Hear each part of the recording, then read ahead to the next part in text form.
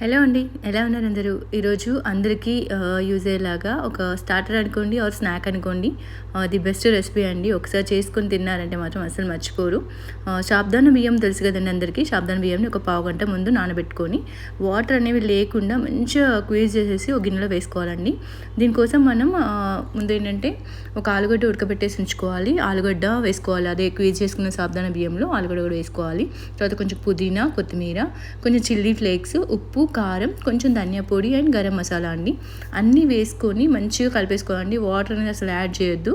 మనకి సాబుదానా బియ్యం ఏదైతే నానబెట్టుకొని మొత్తం డ్రైన్ చేసి ఉంటామో అండ్ పొటాటో ఉడికించుకొని ఉంటాం కాబట్టి దాని మాయిశ్చర్ మాత్రమే మనకి సరిపోవాలి. చూసినారు కదా, ఇలా అన్నీ వేసేసుకొని బాగా కలుపుకోవాలన్నమాట. ఆ కలుపుకుంటే ఏంటంటే దాంట్లో ఉన్న మాయిశ్చర్ దానికి సరిపోతుంది. అచ్చంగా ఫ్రెంచ్ ఫ్రైస్ టైప్లో టేస్ట్ అనేది మనకు వస్తుందండి. చాలా హెల్దీ అండి. మళ్ళీ సాబుదానా అనేది మనకి పొటాటో కూడా పిల్లలకి చాలా మంచిది కదా.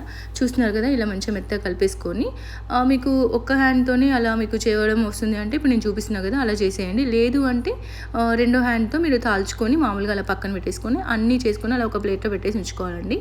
తర్వాత బాణీలో ఆయిల్ వేసేసుకొని medium to high or first medium to high ఉంచేసుకొని ఆయిల్ వేడేదాకా, ఆయిల్ వేడిన తర్వాత మీడియం టు లో పెట్టేసుకొని వేసుకోవాలండి. మనం హై ఫ్లేమ్లో పెట్టి వేసుకుంటేనంటే పైన మొత్తం క్రిస్పీ వచ్చేస్తుంది, కొంచెం మాడిపోతాయి, లోపల మాత్రం మెత్తగా ఉంటాయి అనమాట.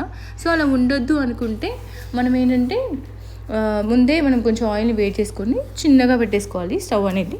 అలా వేడిన తర్వాత మనకి ఇవన్నీ వేసేసుకొని వేయించుకోవాలి. అచ్చంగా మనకి ఫ్రెంచ్ ఫ్రైస్ ఎలా ఉంటాయో అలానే ఉంటుందన్నమాట. చూస్తున్నారు కదా, ఇలా వేయించేసుకొని సర్వ్ చేసేసుకోవడం అండి. చాలా సింపుల్ అండ్ ఈజీ రెసిపీ, చాలా టేస్టీ ఉంటుందండి.